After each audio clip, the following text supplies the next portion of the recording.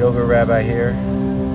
Welcome to the Yoga Rabbi channel. As always, we start with the meditation, a breathing meditation. Let your spine, though, first kind of awaken. The Kundalini, as they say, like a cobra, might raise its head up to strike at prey. Think about just comfortably, relaxed manner, but raise your chin up and open up. They call it Jalandhara Bandha, your throat lock, throat chakra. Just allow yourself to breathe normally. Enjoy the breathing process and the point of contact with the nose, where the cool air comes in the nose, so the warm air goes out the nose.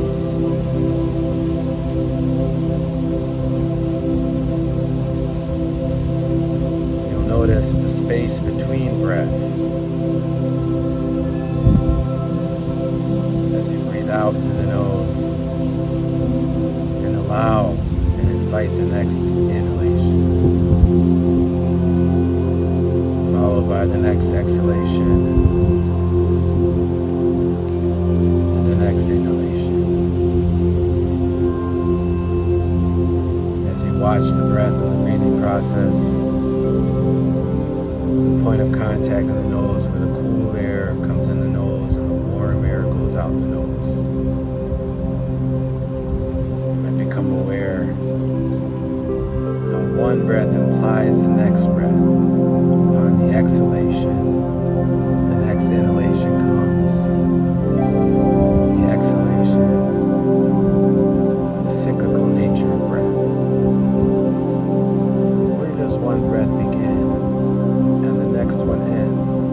Or aren't the breaths interdependent on one another?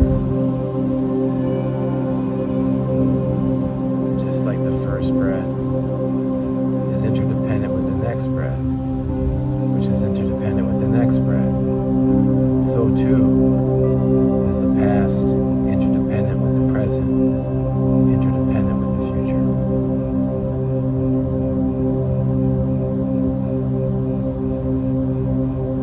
Thoughts come up, come back to the breath and the breathing process. Point of contact with the nose, where the cool air comes in the nose, the warm air goes out the nose.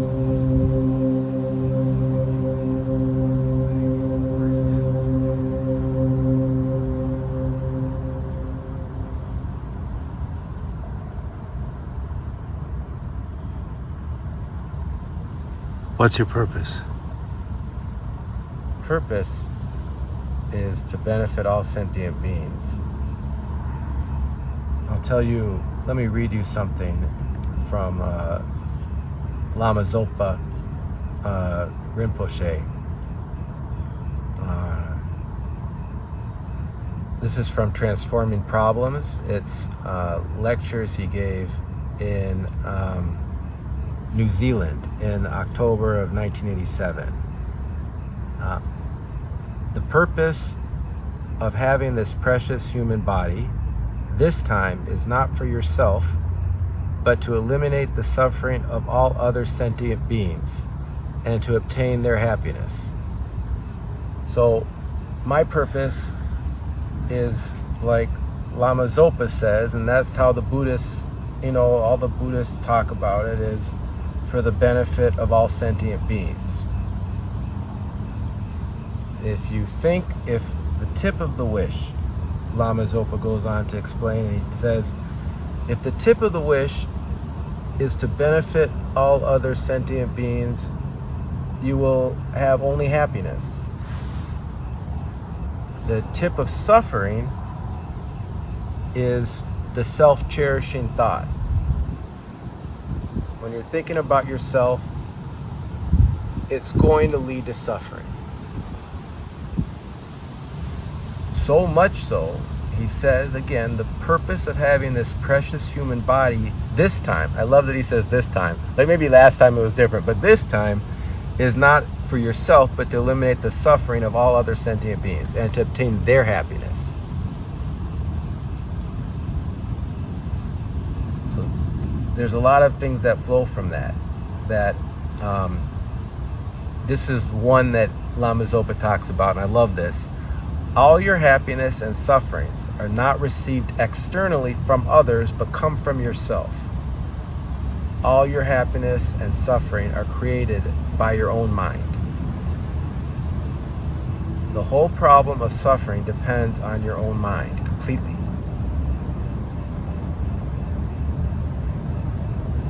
So the wisdom of people like Lama Zopa Rinpoche, and based on the Buddha's suttas, is, I think, revolutionary. And now we've had great people like Thich Nhat Hanh, who I quote liberally from, but also Thinasaro Bhikkhu. There's so many unbelievable translations now of the Buddha's suttas.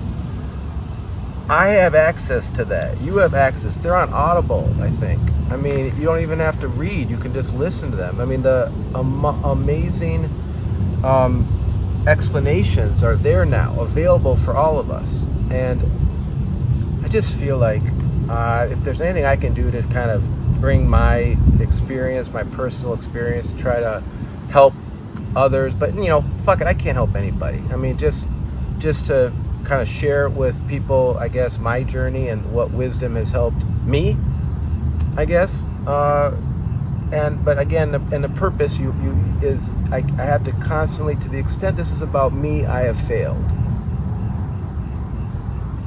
To the extent this is about everyone together, I have succeeded. That's what I think.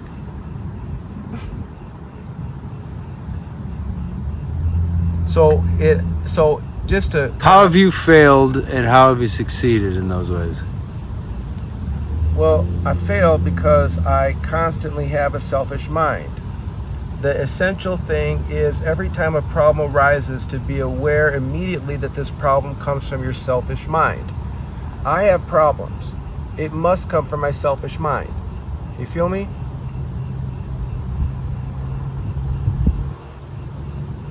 How have you succeeded? I'm doing this now. I'm doing this with you. I'm succeeding right now in the present moment because my intent right now is not for my own aggrandizement. You know what I mean? But then you're like, well, why are you doing this? Does anybody need to hear this? And I don't think anybody needs me to do anything. But, I mean, so the Dainin Katagiri, Minnesota Zen Meditation Center master, I'm Returning to Silence, probably my favorite Zen book of all time, But, I mean, also Old Path, White Clouds by Thich Nhat Hanh. Anyways, I couldn't resist. So, I mean,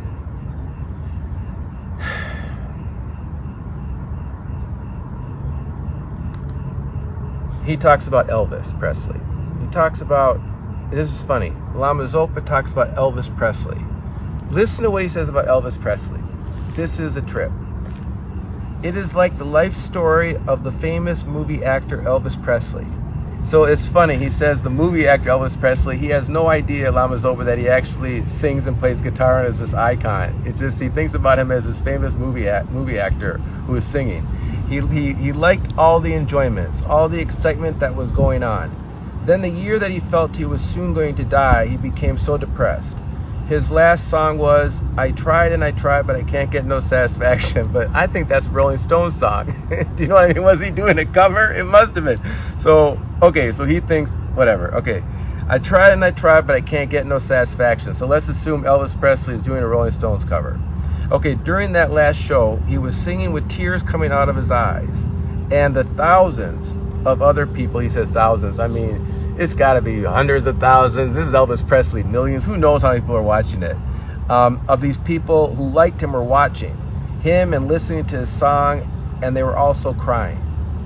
That was his last show. And I think this show was televised. I remember seeing this show on TV. I mean, it was crazy.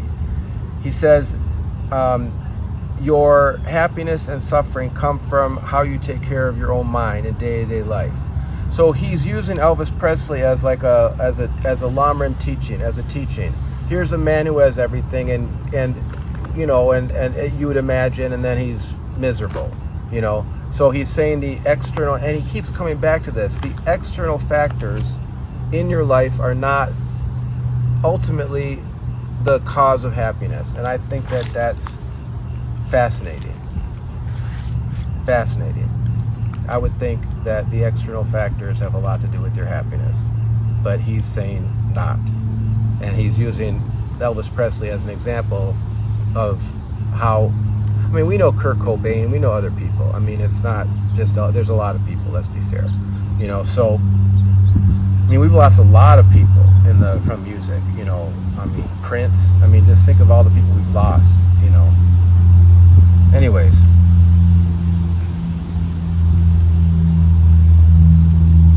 So, this is interesting from Moshe Chaim Luzzatto, the Ramchal. He talks about, he's one of the most fantastic Kabbalists ever. He died at the age of 39 in Israel, but he was from Italy. So we've got a lot of texts, but one is Piskei Chochmah, the opening of wisdom, or the opening or the gate. They usually translate as the gates of wisdom, but really it's the openings of wisdom. And he talks about the purpose is to correct all deficiencies. It's to tikkun l'taken chisronot. The chisaron is a deficiency. So chisaron comes from the word chaser, which means to lack. So the purpose of creation is to correct the deficiencies. Tikkun olam is a popular concept throughout Judaism and liberal Judaism, which means to fix the world, and so or to correct the world. So this is a social justice mantra for liberal Judaism. They do all these acts of kindness in order to help fix the world. So to the Kabbalists, it was always about fixing the world. It's about fixing creation. There's a defect in creation, and it's our job to help fix that.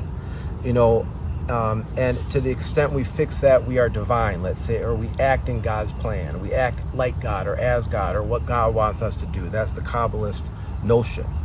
You feel me? So, but what I like about it is this idea of the Kabbalist focuses on the world, and the Buddha focuses on the individual.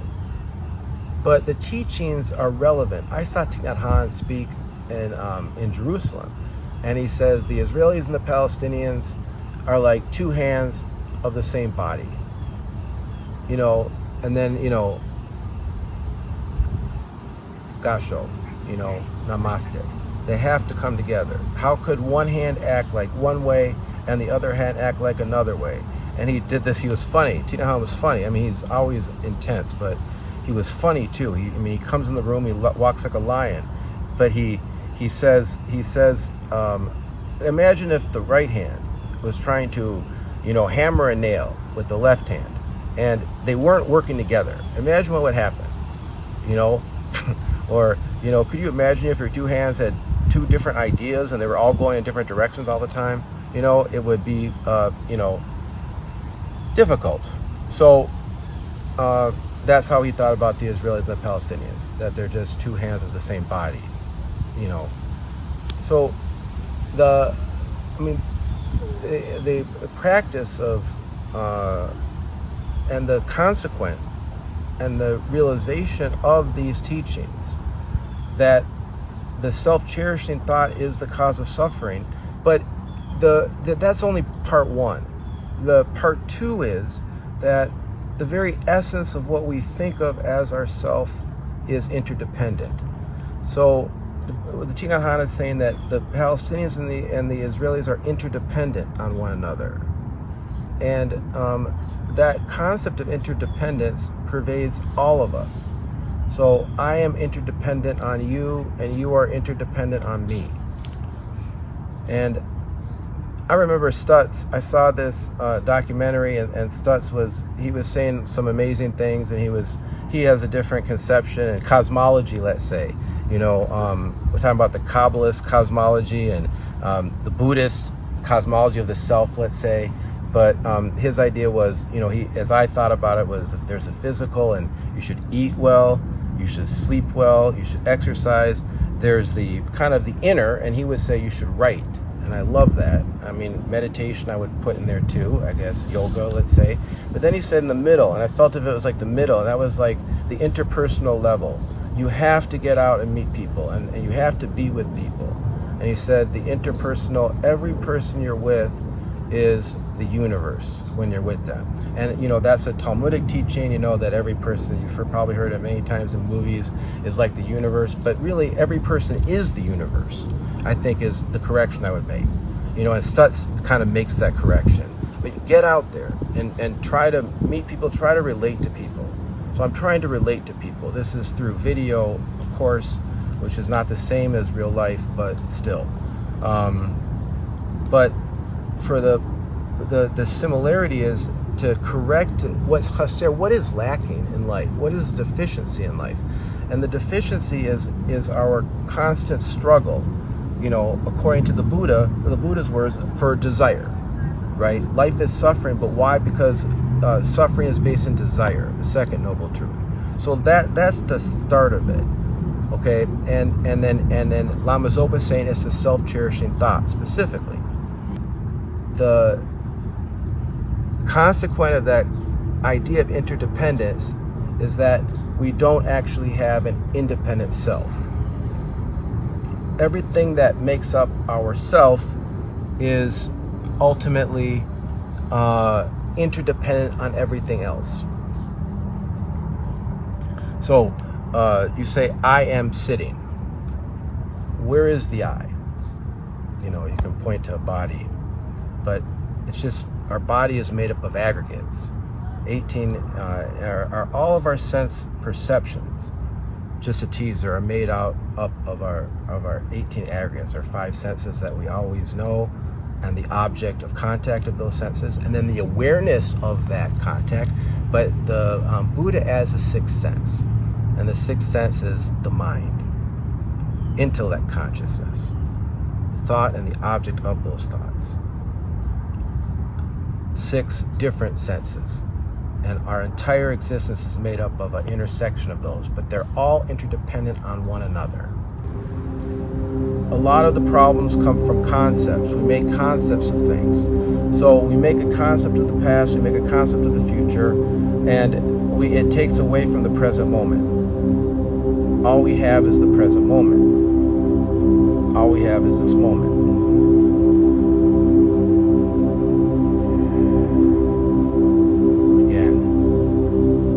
Back to the breath, the breathing process, point of contact in the nose, cool air comes in the nose, warm air goes out the nose. Mantra that is in the heart sutra is gate parasam gate bodhisvaha. And I love that end. It's one mantra. It just means gone, to the great beyond, to the way beyond. I like that end. Sva. That's how I do it. The senses release.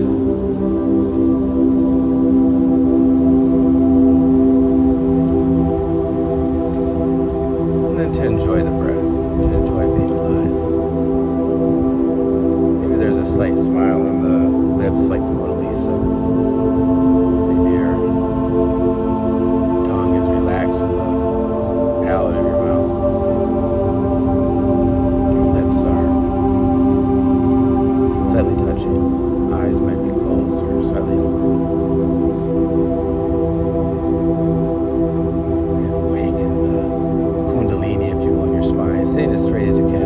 Comfortably.